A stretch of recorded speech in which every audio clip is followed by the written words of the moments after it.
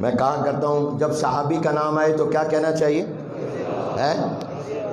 رضی اللہ تعالیٰ. خود اللہ نے یہ لقب اور نام ان کو دیا. قرآن میں اللہ نے فرمایا میں ان سے راضی، یہ مجھ سے راضی. ایک تو اشارہ کیا صرف میں ان سے راضی نہیں ہوں، یہ بھی مجھ سے راضی ہیں. میں نے ان کو جس تکلیف میں ڈالا یہ اس میں بھی راضی. میں نے بدر و احد میں ان کو آزمایا، یہ وہاں بھی راضی. میں نے مکہ چھڑوایا، یہ وہاں بھی راضی. ہر ایک چیز پر یہ مجھ سے راضی ہیں. اور ہمارے ناموں کے ساتھ لوگ کیا کرتے ہیں؟ لوگ لگاتے قائد اہل سنت، قائد مدارس، خطیب العصر، خطیب اہل سنت. مگر آپ نے حدیث کی کتابیں پڑھی، صحابہ کا ذکر آتا ہے، کوئی لقب بھی ساتھ ملا یا صرف اتنا ابو بکر صدیق رضی اللہ تعالیٰ؟ کوئی لقب نہیں، نہ پہلے نہ بعد میں. کیوں؟ میک اپ وہ عورت کرتی ہے جس کا چہرہ خوبصورت نہ ہو.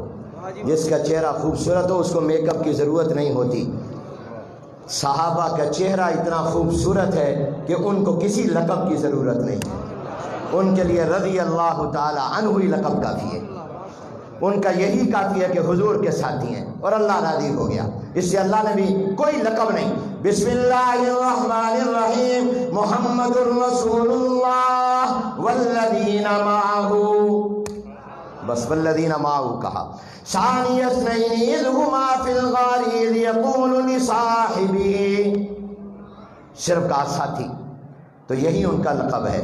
تو جب بھی صحابی کا نام آئے رضی اللہ تعالیٰ عنہ